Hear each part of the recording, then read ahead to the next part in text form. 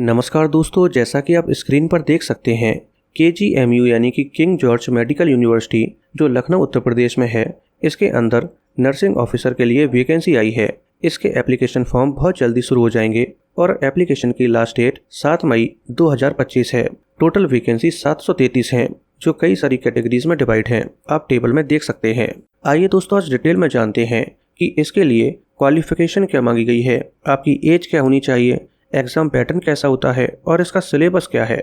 दोस्तों सबसे पहले मैं आपको बता दूं कि KGMU एक गवर्नमेंट यूनिवर्सिटी है जो उत्तर प्रदेश सरकार के अंतर्गत आती है। अगर आपका इसमें फाइनल सिलेक्शन हो जाता है तो फिर आपकी सरकारी नौकरी होगी।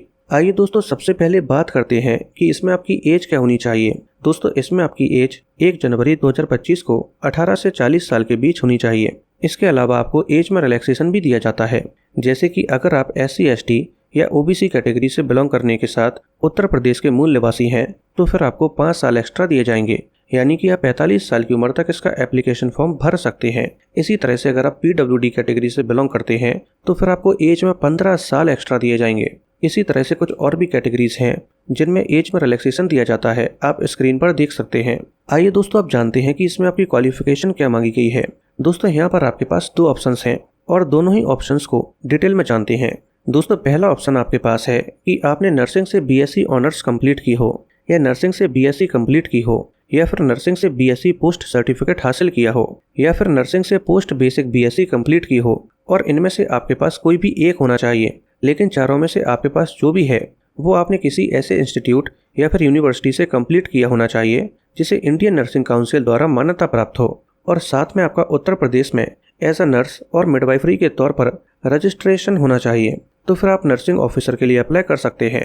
इसके अलावा आपके पास एक और ऑप्शन भी है और वो ये है कि आपने जनरल नर्सिंग एंड मिडवाइफरी से डिप्लोमा कंप्लीट किया हो और आपका ये डिप्लोमा किसी भी ऐसी मान्यता प्राप्त कॉलेज, इंस्टीट्यूट या फिर यूनिवर्सिटी से होना चाहिए जिसे इंडियन नर्सिंग काउंसिल द्वारा मान्यता प्राप्त हो। साथ में उत्तर प्रदेश में नर्सेस और मिडवाइफरी के तौर पर आपका रजिस्ट्रेशन होना चाहिए और इसके साथ ही आपको 2 साल का एक्सपीरियंस होना चाहिए किसी भी ऐसे हॉस्पिटल में जिसकी बेड कैपेसिटी 50 या उससे ज़्यादा हो, तभी आप नर्सिंग ऑफिसर के लिए अप्लाई कर सकते हैं। आइए दोस्तों अब जानते हैं कि इसका सिलेक्शन प्रोसेस कैसा होता है। दोस्तों यहाँ पर एक CRT यानी कि कॉमन रिक्रूटमेंट टेस्ट होता है और ये ऑब्जेक्टिव फॉर्म में होता है।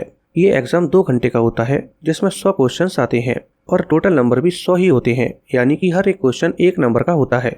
ये पेपर हिंदी और इंग्लिश दोनों ही लैंग्वेज में होता है। ये पेपर 5 सेक्शन में डिवाइड होता है, जिसमें से पहला सेक्शन सब्जेक्ट स्पेसिफिक होता है जिसमें 60 क्वेश्चंस आते हैं। दूसरा सेक्शन 10 नंबर का होता है जो इंग्लिश का होता है। तीसरा सेक्शन भी 10 नंबर का होता है, ये GK का होता है। चौथा सेक्शन रीजनिंग का होता है, इसमें भी 10 क्वेश्चंस आते हैं और 5वां सेक्शन फाइनली मैथ का होता है और इसमें भी 10 क्वेश्चंस आते हैं। इसके अलावा यहाँ पर नेगेटिव मार्किंग भी रहती है जो 1/3 की रहती है, यानी कि अगर आप 3 क्वेश्चंस गलत कर देते हैं तो फिर आपका एक सही आंसर भी गलत कर दिया जाएगा।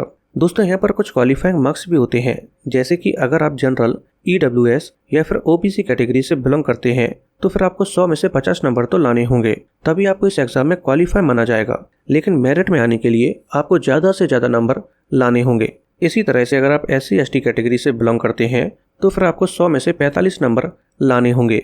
आइए दोस्तों फाइनली बात करते हैं कि अगर आपका सिलेक्शन हो जाता है तो फिर आपकी सैलरी क्या होगी। दोस्तों अगर आपका सिलेक्शन नर्सिंग ऑफिसर के तौर पर हो जाता है तो फिर आपकी मंथली सैलरी लेवल 7 के अकॉर्डिंग 44,900 रुपये से लेकर 1,42,400 रुपये के बीच होगी। इसके अलावा आपको कुछ एडिशनल अलाउंसेस भी दिए जाएंगे जिसमें DA, HRA, TA और वॉशिंग अलाउंसेस भी शामिल होंगे। दोस्तों अगर आपको ये वीडियो पसंद आई हो तो वीडियो को लाइक करके चैनल को सब्सक्राइब कर लीजिए।